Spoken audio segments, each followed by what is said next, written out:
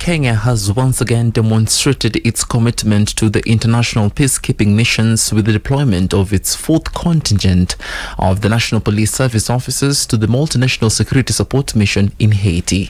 The officers were formally dispatched last night by the Interior and National Administration Cabinet Secretary Kipchumba Murkomen at the Jomo Kenyatta International Airport. Addressing the 144 police officers comprising 120 men and 24 women, CS Murkomen noted that the United Nations is in full support of the MSS mission. The CS expressed confidence in the officers' capability to deliver on their mandate of securing the Haitian state. On his part, the Principal Secretary for Internal Security and National Administration, Dr. Raymond Omolo, encouraged the officers, affirming that the mission is not impossible. Similarly, the Inspector General of Police, Douglas Kanja, said that the additional officers will continue working closely with the Haitian National Police and other MSSM teams. The elite officers drawn from various NPS formations and units will join the first three contingents deployed last year and earlier this year in the Kenya-led Haiti mission. The mission currently includes officers from Jamaica, Guatemala, El Salvador, and the Bahamas and Belize. This with a setback from the U.S. President administration affirming that it will not continue funding the mission led by the Kenyan contingent. Pearl Newsbeat.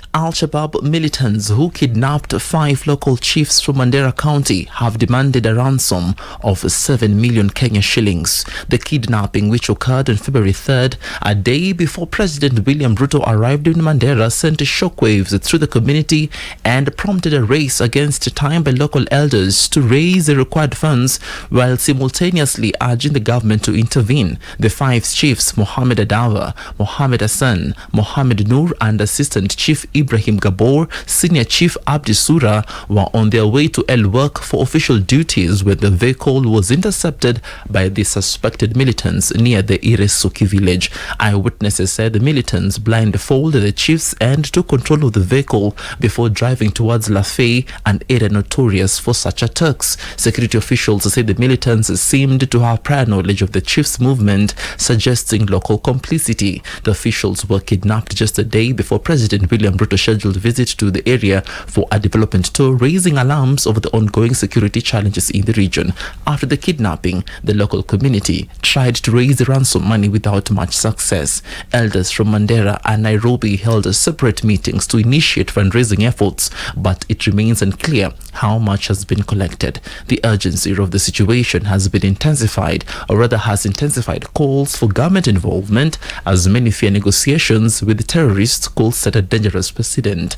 An official similar with the negotiation said approximately 60 Kenyans are currently held captive by the Al-Shabaab, raising fears that dialogue could embolden the militants. Pearl Newsbeat. Meanwhile, President William Ruto officially unveiled Kenya's 10th immigration office in Garissa County to ease the process of acquiring passports for northern Kenya residents. The Garissa outlet is the third such center to be opened by the head of state, following those in Kericho and Bungoma. Other passport application centers are located in Nairobi, Mombasa, Kisumu, Nakuru, Embu, Eldoret, and Kisii. The new immigration office will provide added convenience for residents of Mandera, Wajir, and the parts of Tana River, Lamu, Kitui, and Isiolo counties, helping applicants save on transportation costs and time currently spent traveling to Nairobi and other regional offices for services. Speaking at the event, Ruto said that the launch of the center aligns with his administration's policy of ensuring equal access to government services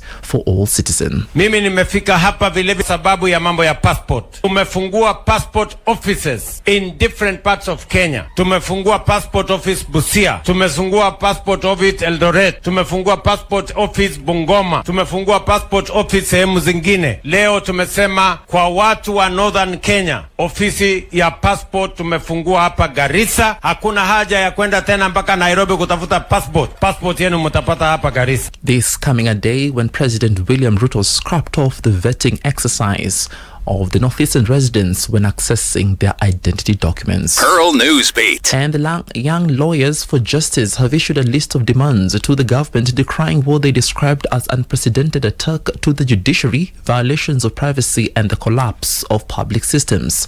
Jerry Minor, the women rep of Kirinyaga County and the chairperson of the lobby, condemned the government for defying court orders and attempting to undermine judicial independence. They allege that this failure has allowed the government to overlook cases of forced disappearances and abductions, undermining accountability and justice for victims. And by extension, the independence of the judiciary. Further, we are calling on the judiciary to remain resolute in administration of justice, abductions and arbitrary arrests. The state's abduction of its citizens, as per the various reports by independent oversight institutions, constitutes crimes against humanity and Article 7 of the Rome Statute. Kenya's reluctance to ratify the International Convention for the Protection of All Persons from Enforced Disappearance.